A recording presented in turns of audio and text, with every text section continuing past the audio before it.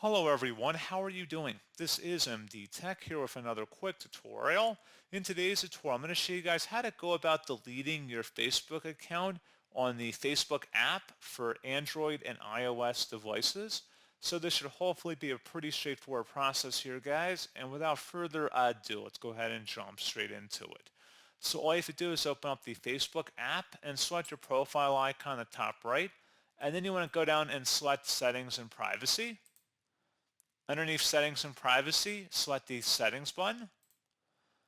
And then under Account Center, select See More in Account Center. Underneath Account Settings, you want to select where it says Personal Details. And then you want to select Account Ownership and Control. Select the Deactivation or Deletion option. And then select your account from this list, and then you just would proceed with the deletion options as you see fit, and it would walk you through step by step on the screen. So pretty straightforward process, guys, on that. And as always, thank you for watching. I do hope I was able to help you out, and I do look forward to catching you all in the next tutorial. Goodbye.